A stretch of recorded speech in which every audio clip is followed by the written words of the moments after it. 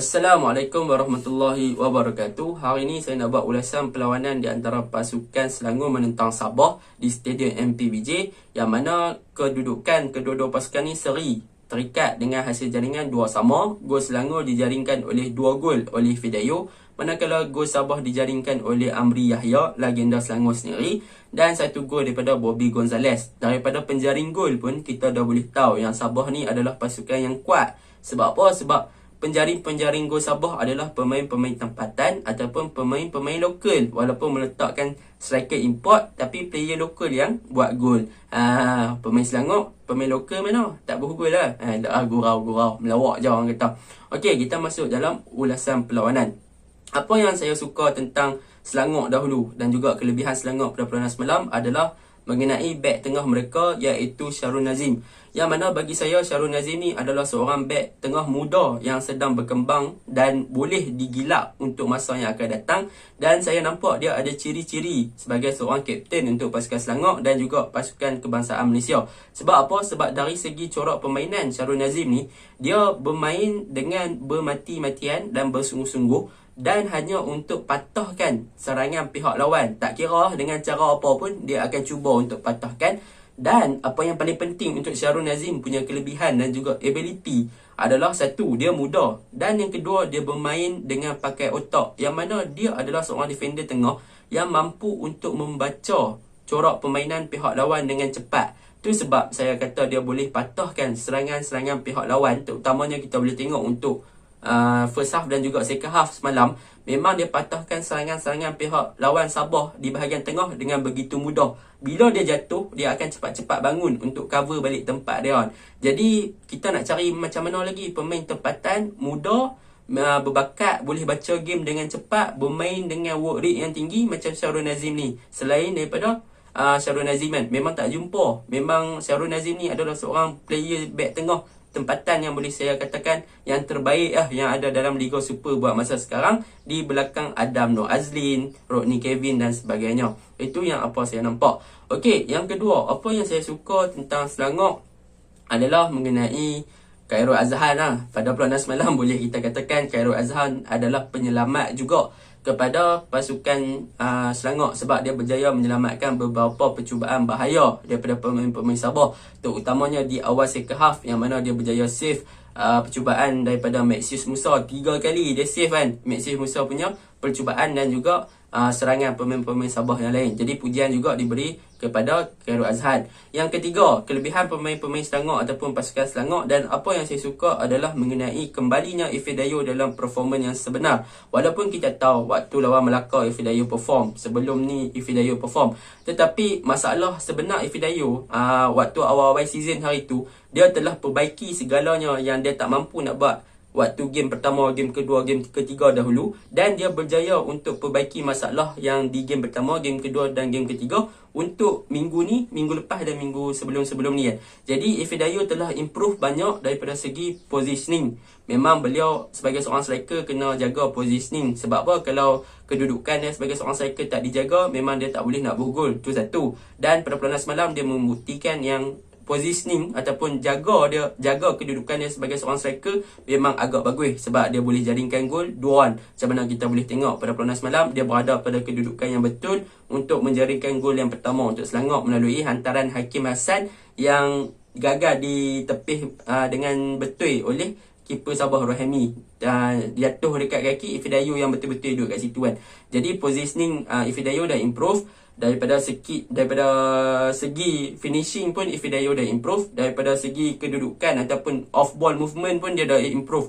Yang mana off ball movement ni kita boleh tengok gol kedua Selangor, yang mana Sharif Fikri berjaya mencari Fidayo, yang mana Fidayo waktu tu dia berjaya lari untuk penetrate di bahagian ruang kosong di antara pertahanan Sabah, iaitu Risto dan juga Rawisel. Jadi dia berjaya nampak ruang kosong tu, dia masuk kot tengah tu, Sharif Fikri nampak, Sharif Fikri passing dekat Fidayo. Lepas tu Fidayo tampan bola, walk pergi depan sikit dan jaringkan gol. Jadi benda tu Fidayo dah improve daripada positioning, off ball movement dan finishing. Jadi memang Fidayo ni boleh dikatakan antara saingan kepada Bekson untuk menjadi top scorer dalam saingan Liga Super. Itu yang saya suka tentang Selangor. Tu saja, tak ada benda lain. Bagi saya tu yang saya nampak lawa Selangor main disebabkan tu. Okey. Seterusnya, ada satu game yang saya suka adalah mengenai player-player muda Selangor terutamanya Mukarrik Ajmal dan sebagainya. Mukarrik Ajmal walaupun diturunkan sebagai first 11 pada perlawanan semalam buat pertama kalinya, dia tak rasa gugup. Dia mampu bermain dengan sangat baik. Cumanya apa yang perlu diimprove daripada Mukarrik Ajmal adalah daripada segi kualiti crossing, kualiti hantaran jauh dan sebagainya. Sebab apa? Sebab kebanyakan hantaran-hantaran jauh yang dilakukan oleh Mukarrik Ajmal, kebanyakannya dia tak tengok orang pun. Dia main passing yang pergi ke depan kan. Dan benda tu adalah satu tindakan yang sia-sia dan merugikan peluang yang terhidang kepada pasukan dia sendiri. Jadi dia perlu perbaiki untuk dia tengok dulu siapa ada kat depan, siapa ada kat situ untuk dia passing, untuk dia crossing dan sebagainya. Kalau tak sia-sia lah, dia crossing tak ada siapa ligan, dia crossing tak ada siapa ambil dan sebagainya kan. Tu mungkin dari Ajman perlu perbaiki Okey, untuk kelemahan pasukan Selangor yang paling ketara, yang pertama adalah di bahagian pertahanan mereka, terutamanya di wing back, iaitu nama Tiven dan juga Jordan Ambelia. Pada perlawanan semalam, boleh saya katakan memang ketika Selangor pegang bola, Jordan Ambelia dan juga nama Tiven ni terlalu berada di atas. Mereka punya defensive line, back four Selangor terlalu bermain dengan high defensive line ataupun pertahanan yang sangat tinggi, yang menyebabkan pasukan Sabah boleh manfaatkan peluang tersebut untuk melakukan counter attack. Saya rasa ni bukan taktikal. Saya rasa ni taktikal, bukan habit. Sebab apa? Sebab daripada first game dulu lagi memang Selangor suka main hard defensive line ni, dan benda ni senang untuk orang panggil untuk pihak lawan tembusi ataupun penetrate bahagian pertahanan Selangor. Sebab bila pertahanan bermain dengan sangat-sangat tinggi, pasukan lawan berjaya rampas bola waktu Selangor duk buat attack, duk serang. Mereka akan lakukan hantaran jauh Waktu gol pertama Sabah semalam disebabkan kealpaan dan juga kelalaian barisan pertahanan Selangor bermain dengan terlalu tinggi Sabah boleh buat gol melalui Amri Yahya tu. Sebab tak ada siapa dah kat belakang. Amri Yahya tu bawa bola, gelecek Syarul Nazim, shoot, gol. Disebabkan itulah tu kelemahan paling ketara. Defense Selangor terlalu tinggi. Yang tu yang pertama. Yang kedua, kelemahan paling ketara juga adalah mengenai Jordan Ambelia. Pada perlawanan semalam, saya nampak memang setiap game sebelum ni, kalau saya buat video ulasan, saya akan puji Ambelia ni sebagai seorang player muda, left back yang padu dan sebagainya. Tetapi untuk perlawanan semalam, saya boleh katakan Ambelia menunjukkan yang dia tak boleh perform dalam setiap game. Dia juga manusia biasa. Jadi pada perlawanan semalam memang kita nampak Jordan Ambelia ni dia tak boleh nak buat apa-apa. Dia tak boleh nak lakukan overlapping. Bahkan kalau tak boleh lakukan overlapping ataupun tak boleh nak support bahagian serangan, it's okay, tu tak ada masalah. Tetapi daripada segi kualiti bertahan, Jordan Ambelia juga menjadi makin menurun. Sebab apa? Sebab saya kata macam tu, sebab pada perlawanan semalam kita boleh lihat Randy Bahrom, iaitu right back Sabah, Maxius Musa, pemain yang dibawa masuk waktu second half ganti Amri Yahya, Sadir Ramdhani, yang mana tiga player ni dengan mudah saja boleh kalahkan Jordan Ambelia. Padahal kalau lihat daripada segi sudut fizikal, Ambelia boleh mudah je makan mereka kan. Tetapi Ambelia tak boleh nak patahkan tiga player ni, tak boleh nak rampas bola daripada tiga player ni. Kemungkinan prestasi Ambelia pun perlukan rest sebab dia tak berada di performance yang sebenar pada perlawanan semalam. Tu yang saya nampak Untuk nama Tiven pula, dia bagus daripada segi support, attacking dan sebagainya. Tetapi daripada segi closing, memang melalut nama Tiven perlu perbaiki daripada segi closing. Itu ulasan untuk Selangor. Untuk Sabah pula, apa yang saya suka?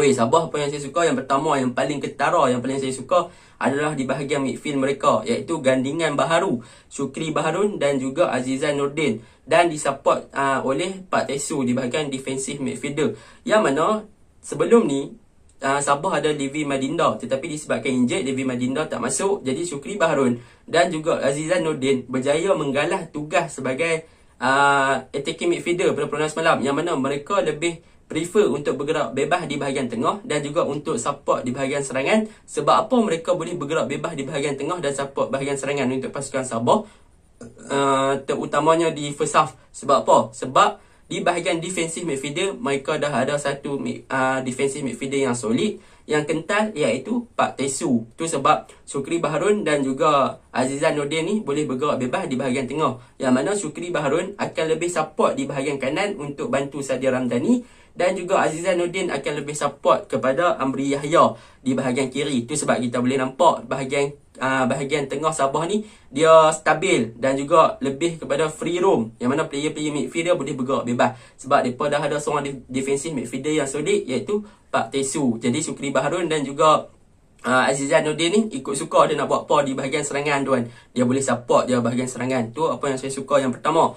Yang kedua, apa yang saya suka tentang Sabah ni adalah mengenai fullback mereka, iaitu Randy Bahrom di bahagian kanan dan juga di bahagian kiri Antolinus, yang mana dua-dua player ni mempunyai ability untuk bermain dengan sangat-sangat bagus. Ketika bertahan, mereka bermain dengan sangat bagus. Daripada segi defending, mereka bagus. Kualiti bertahan tu memang paduah untuk Antolinus dan juga Randy Bahrom.